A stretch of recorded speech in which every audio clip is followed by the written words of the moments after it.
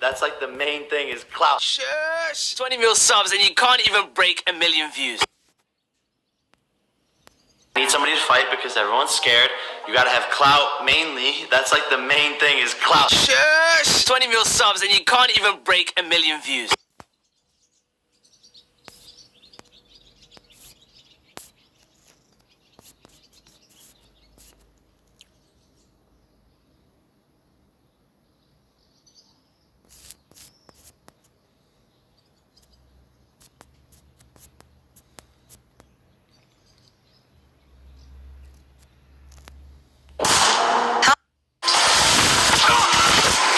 Former KGB assassin, agent of S.H.I.E.L.D. and Avenger, she fought through the Battle of New York, squared off against the Winter Soldier, defended the world against Ultron.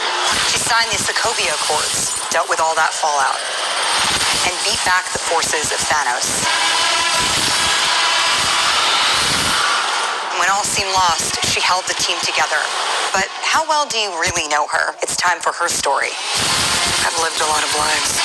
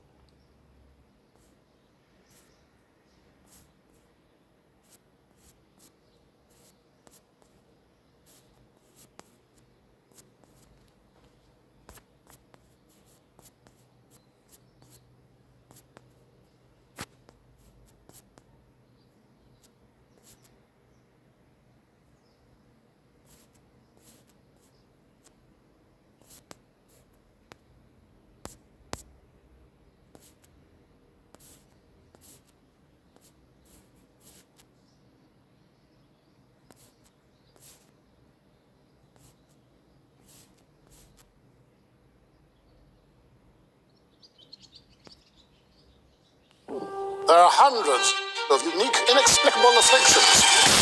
Being different is not a defect. Just gotta do like computer. Oh, no. That'll be the next Don't. thing. Today, we're gonna be building the fastest gaming PC that money can buy.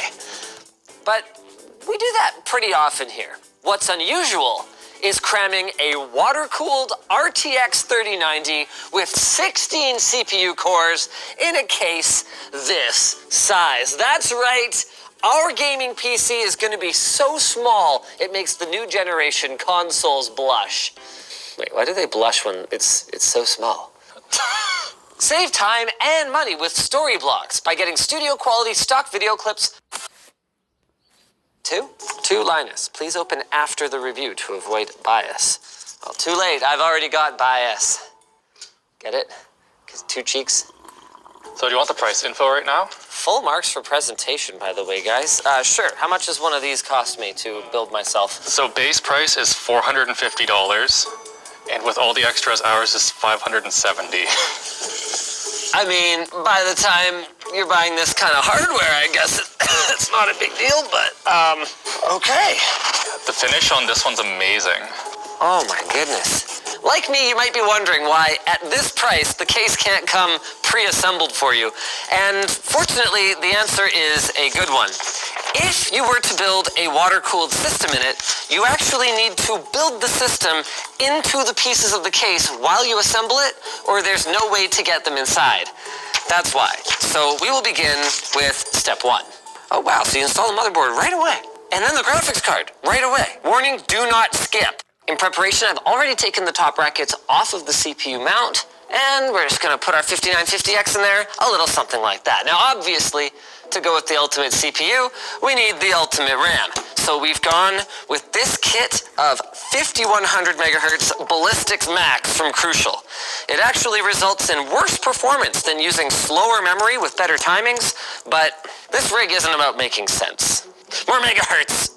And continuing that theme, we've gone with the fastest storage money can buy with the 2 terabyte Samsung 980 Pro SSD. This will be running at full PCI Express Gen 4 speed, and as you guys can see, even though there's no chonky heatsink on it, it has a fan for active cooling, so I would be very surprised if we experienced any kind of thermal throttling. Of course, speed isn't everything. You've also got to have somewhere to store your Call of Duties, you know what I'm saying? So we've got a Sabrent Rocket Q 8 terabyte SSD that we'll be installing in the back. That gives us a total of 10 flippin' terabytes of storage baked right onto our motherboard. Now I just need to find the motherboard tray. There it is. Wow! It's solid! Oh, this is like thick frickin' solid metal. I feel like I'm making a pizza, not a computer. Got my computer, just gonna put it in the oven, all right? Let it cook for a little bit. Bake. One thing Winter could improve, I know they're technically higher quality, but I absolutely hate non-ferrous screws. Just makes the assembly process more difficult for no reason. That's it, that's your computer right there, ladies and gentlemen. Don't do like computer tricks. That'll be the next big craze on YouTube. Don't. Well, it's not gonna come out. I mean, I'm not worried about it falling off the thing. Now for the warning, do not skip. They want you to boot up the machine at this stage for 2 reasons. Number 1, because extracting a defective part at the end of the build is going to be extremely time-consuming and difficult. And number 2, you need to reconfigure this PCI Express slot to run at Gen 3 speeds, because the riser that they've got is not a Gen 4 capable riser. So we've already done that. Next piece I need, this puppy right here. Okay. God, the machining is just so clean on this thing. Oh my goodness, this is unlike any computer I have ever built before, and that's really saying something. Look at that, slides right into the little slot there. Oh, interesting. There's actually a big enough gap to like jam my ruler in at the top and the bottom. Now it's time for our PCI Express riser, which goes in a little something like that. Oh, this is really tight. They did not waste a millimeter. No, they really didn't. Oh, wow. Wow. Okay. The next step is installing the graphics card already. We've gone with the EK Waterblocks edition of ASUS's GeForce RTX 3090 for a handful of reasons. Number 1, because it's a 3090. It's the fastest freaking card money can buy. Number 2, it is pre-waterblocked with this gorgeous block from EK that's going to save us some time. Number 3, it uses the square version of this piece that goes at the top of the block instead of the one that's angled like this. That's really important because we're not going to have enough clearance for the other version. Now, you can convert the other version to this one with a belt sander, but in a build like this, I don't think you want to do that. How the hell does this work? That's a small oversight. They assumed my card would have a double-wide PCI backplate, but it doesn't. So now I just have a gap. Fortunately, I build a lot of stuff and I have a lot of random stuff kicking around, so I've got this double-wide PCI cover that I'm just going to chuck in there that shouldn't look too out of place. Oh, gosh, that's tight. This seems like a cheesy solution given the otherwise premiumness of the build, but I don't have a better one, so I'm just going to put a little bit of black tape here to hold this down. Oh, wow. That is a really nice power button. Oh my god, wait! It's on a kale blue switch!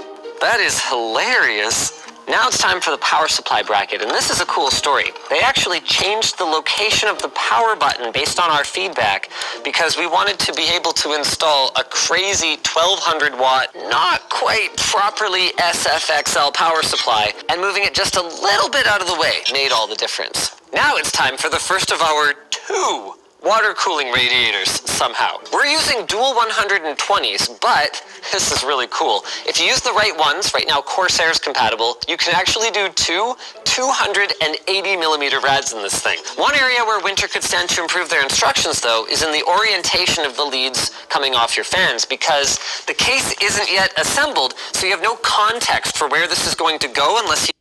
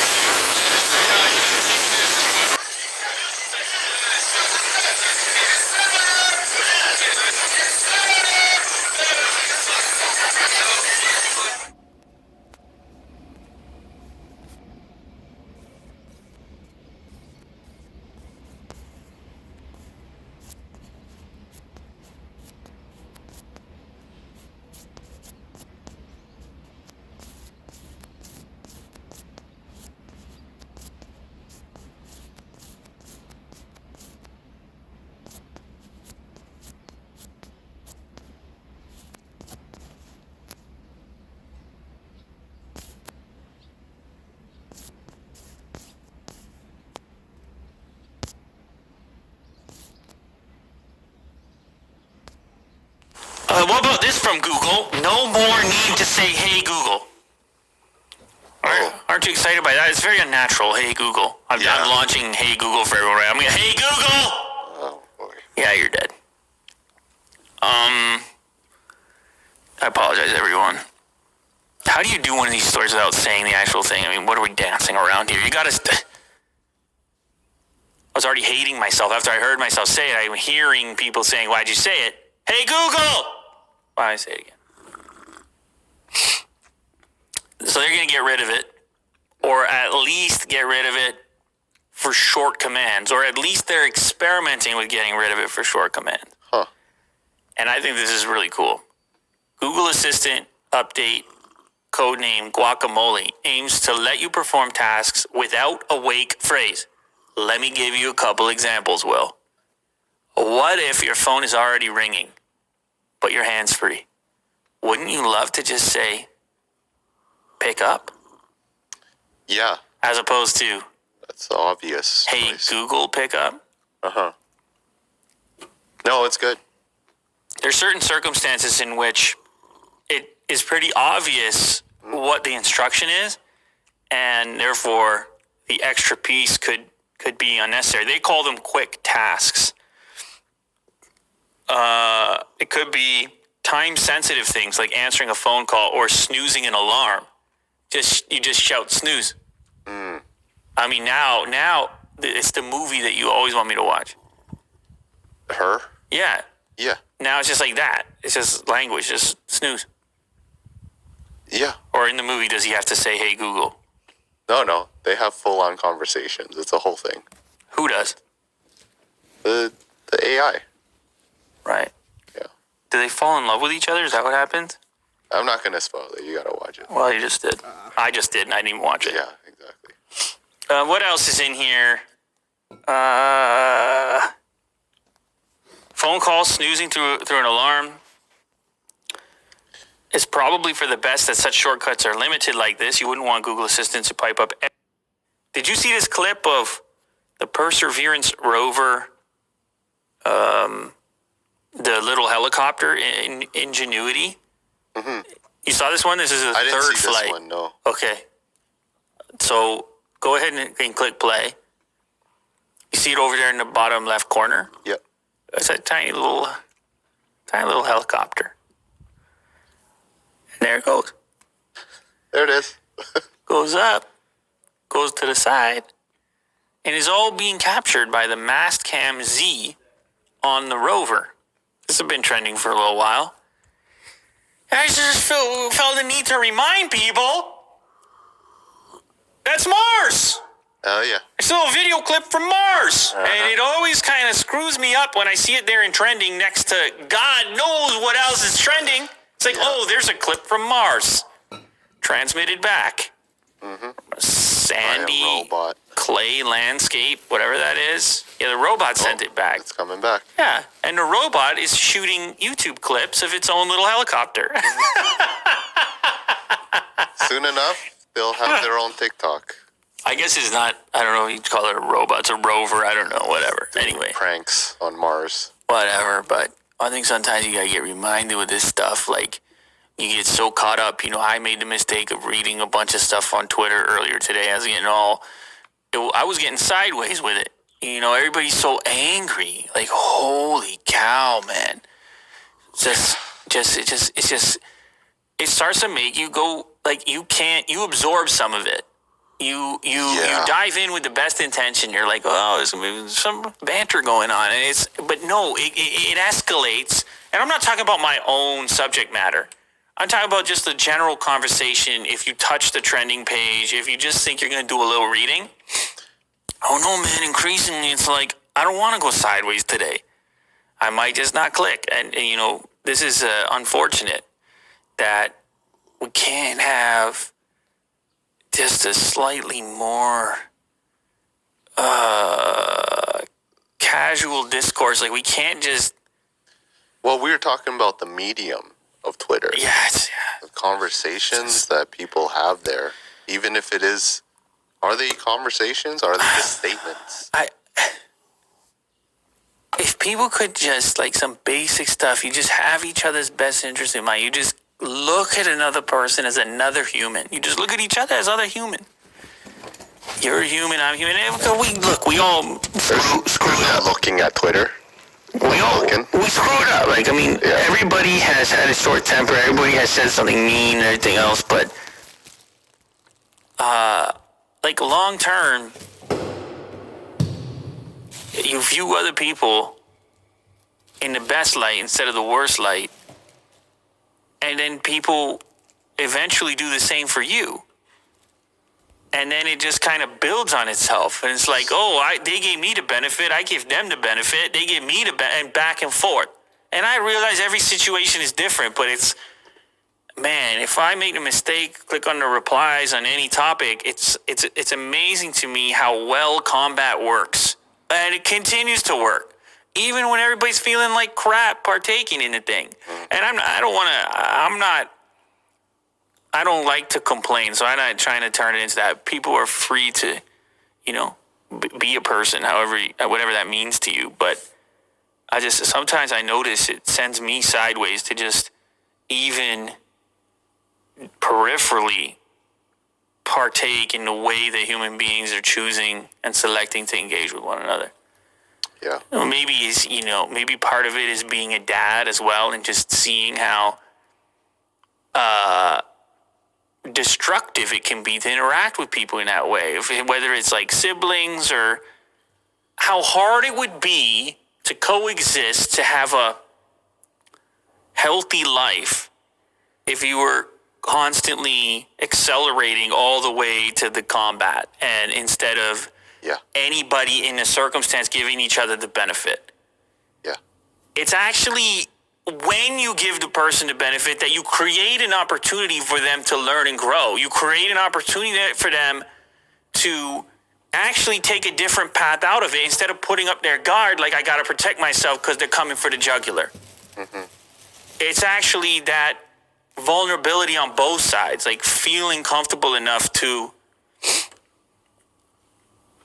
not necessarily need to be right all the time, to not necessarily need to enforce all the time, but instead to say, you know what, you're welcome here. You know what, we might not see eye to eye on everything, but you're welcome here.